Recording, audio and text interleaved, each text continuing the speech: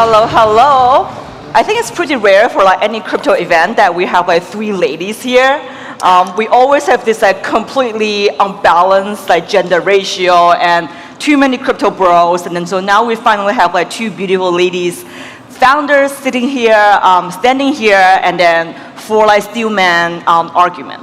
Okay, so let's get started. And so the debate today is about the East and West. So Joanna and Cindy, and what about you guys that both give us like an introduction and also your definition on what is East and West, right?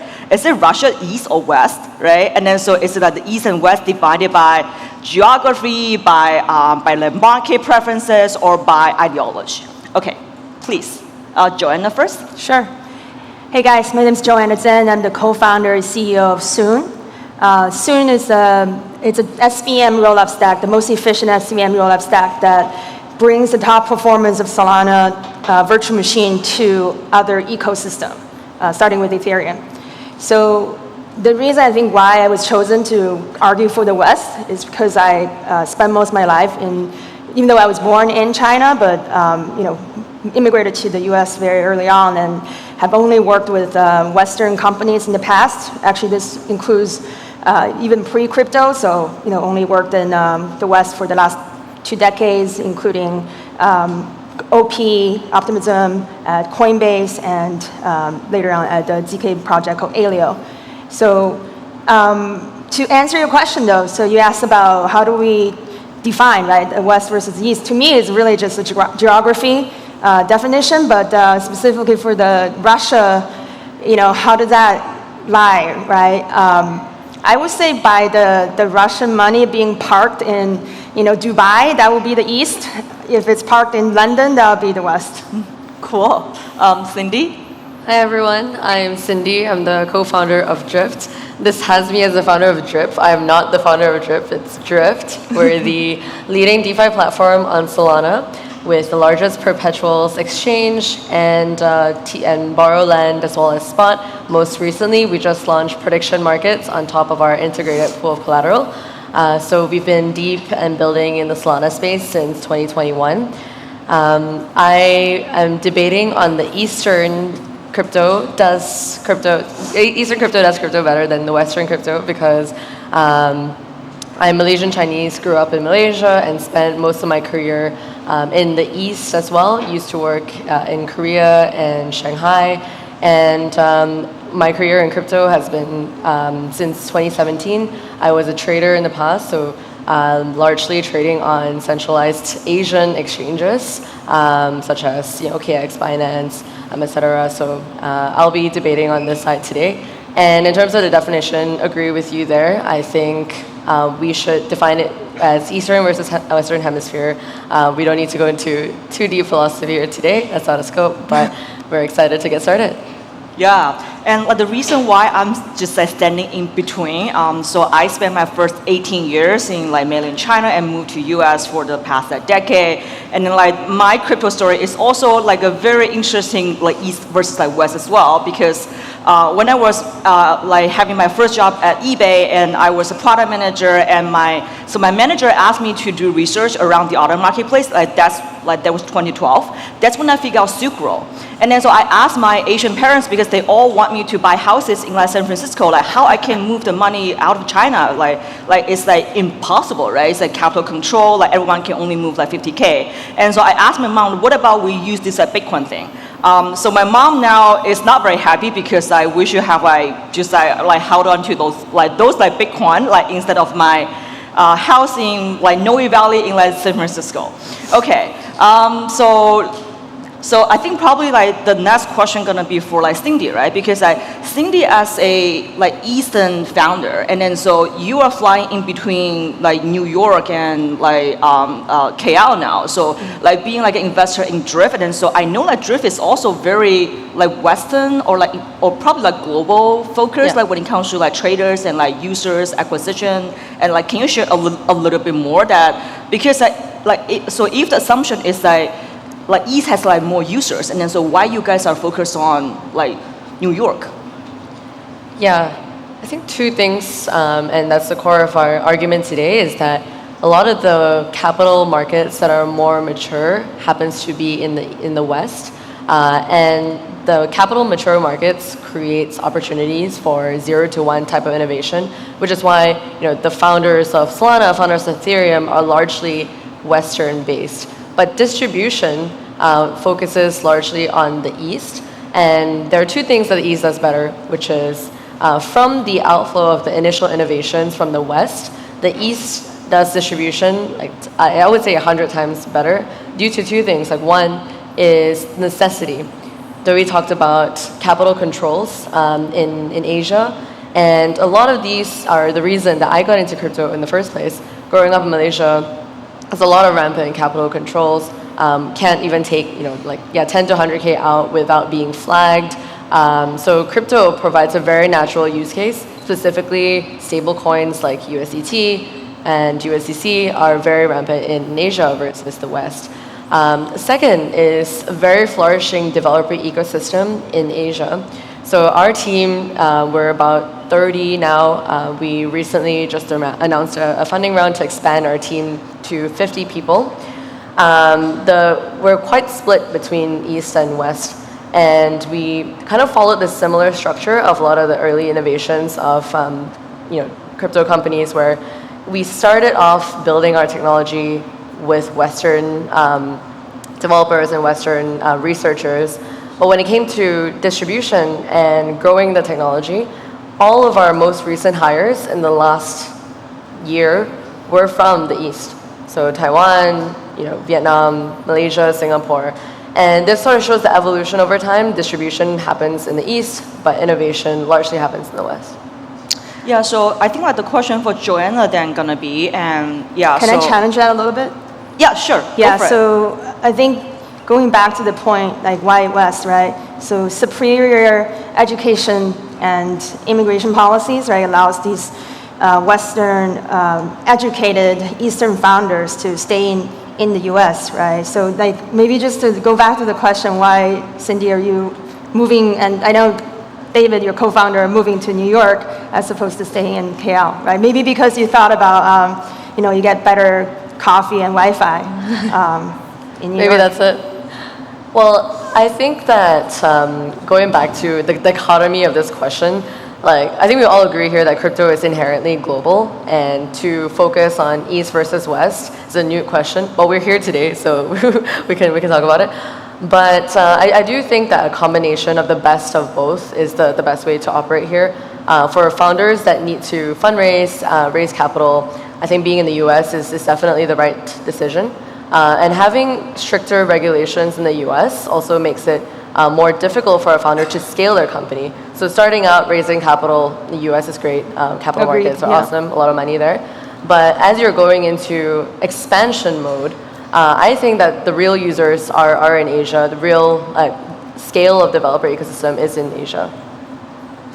Yeah, so for Joanna, and then so now you guys are building, so now you're building a generic developer platform, and then so gonna bring on more application, and then you were at Optimism as well. So the story for Optimism, so I still remember clearly being an early investor in Optimism, and they're looking for non-financial application. They cannot, back in the day, back in the day, there were not many non-financial application in US, and so they have to come to Asia, Vietnam, and then just look for gaming company and GameFi founders, right? And then so then the question is if West have enough users, and then so why we have seen from past cycles and most of these applications STEPN, Access Infinity, and then so none of the founders or markets are ever started in the West. Well, there are more than 60% of the world population in Asia, so if we don't onboard more users, it's kind of freaking embarrassing, right? Jokes aside, basically I think it comes down to two things. One is viral marketing, which is something that Asian founders, marketers just do really well. Something to, as you mentioned, right, STEPN and Access Infinity all have done this before, and actually with WeChat, it's a Web2 company, right, in China. they basically pioneered this mini games on phone, and now Tang is kind of stealing the idea and make it a thing, right? That I think Western companies are just very much better at building narratives. So basically going back to like why you see more GameFi companies being founded in Asia, I think it kind of goes back to your point actually, Cindy. You said the fact that it's not as advanced economies here, right? So people are touched by crypto in a meaningful way. So what I mean by that is, you guys were all here at the Breakpoint yesterday at the awards-winning the roast, I would call it, right? The one quote I remember is like, we all love Web3 gaming, also known as the Indonesian or Filipino basic income, right? So people really care, right? Going into crypto is life-changing for them. Yeah, and so like, I think that the clear like division when it comes to like East and West, and then so like that's like centered around stablecoin. And so here, like if you ask like anyone here, like most of the users like on the ground, so like Singapore is not very Southeast Asian. So like we have to admit that like Singapore is more closer to the developed like the West world, right? And then if you go to Philippines, if you go to Indonesia, Malaysia, China, Taiwan, and it's like everything is tethered like USDT, right? And so like there's a very interesting number that if we look at the on-chain so if we look at the wallet overlap between USDC and USDT, like guess what the number is? It's 2.8%. Right. So like everyone in US like use Circle, Coinbase, and like USDC, but like the distribution is not just happening here.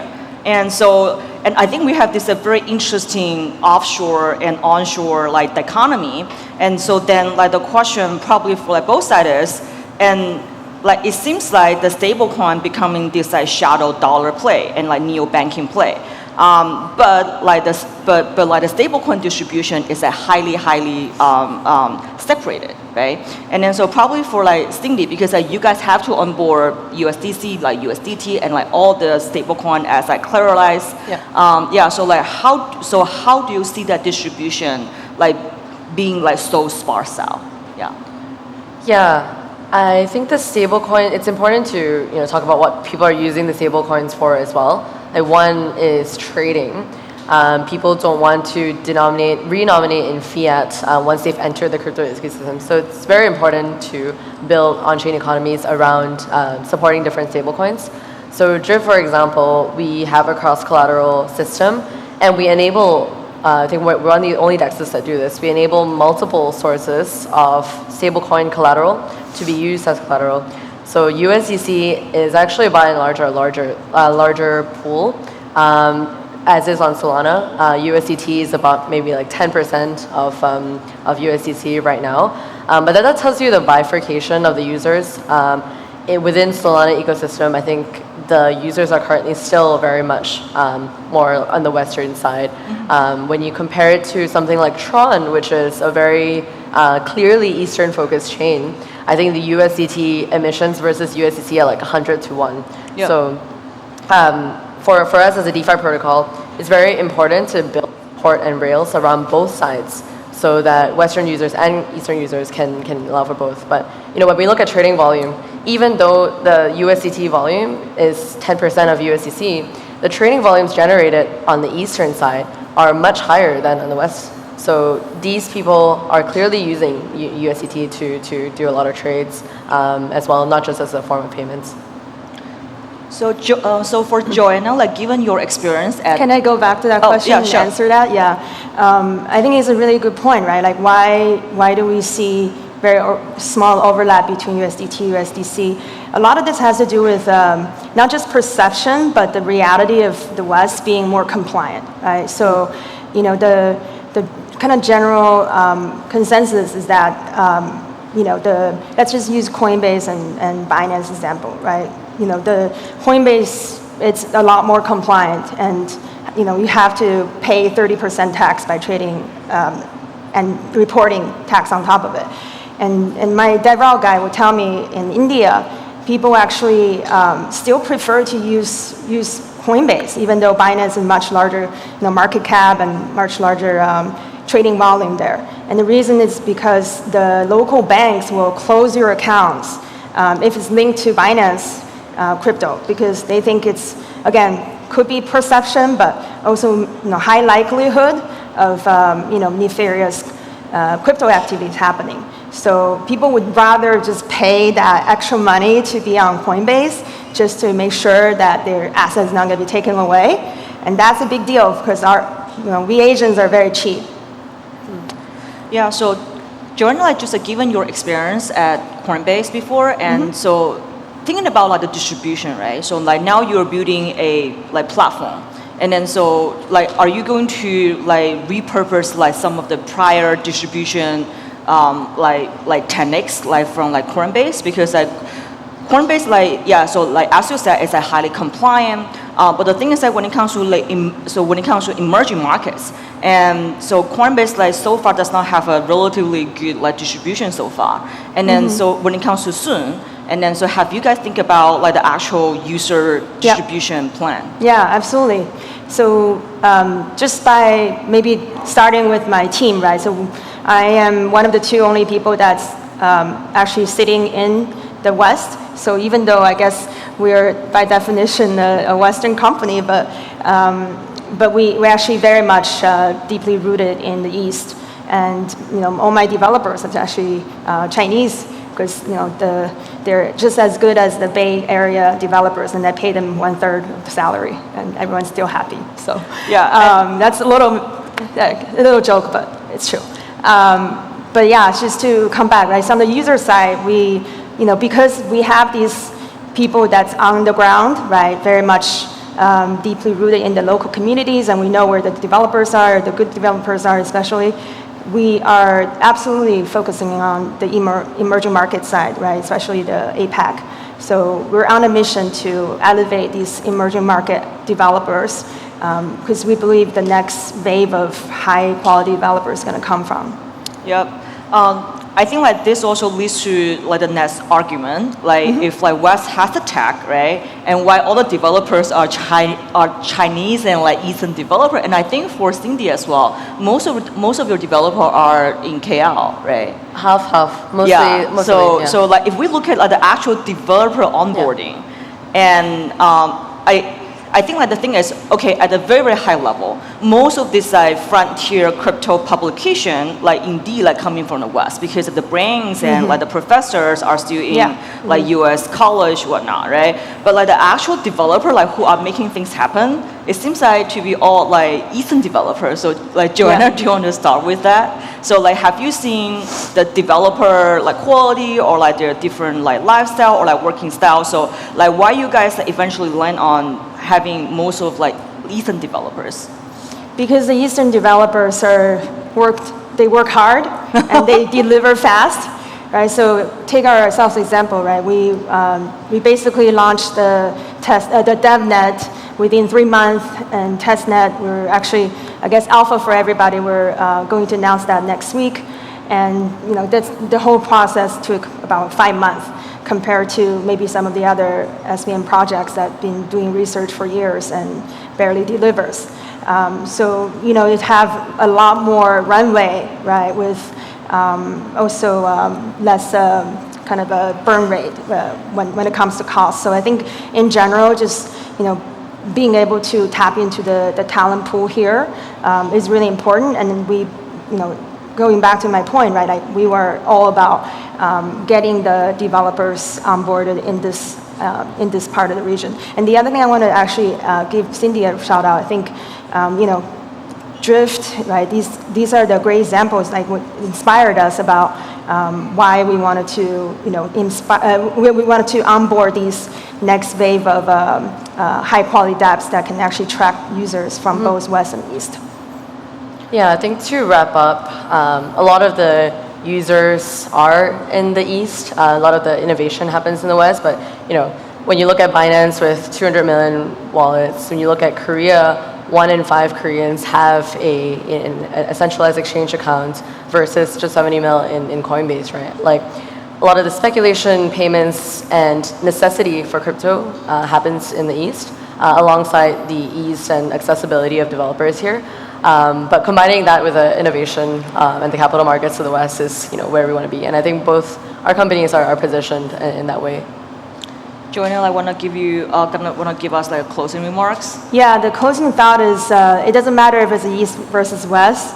That division is all very arbitrary, right? We're in crypto for a reason. We're here for decentralization, and that transcends borders. And at the end of the day, we're here as unifiers, not dividers, right? We're all here, coming from the West and East into Breakpoint. Maybe we don't win the Lambo or even spot one of the 3 Lambos that Cindy brought over, but we're all here for fun.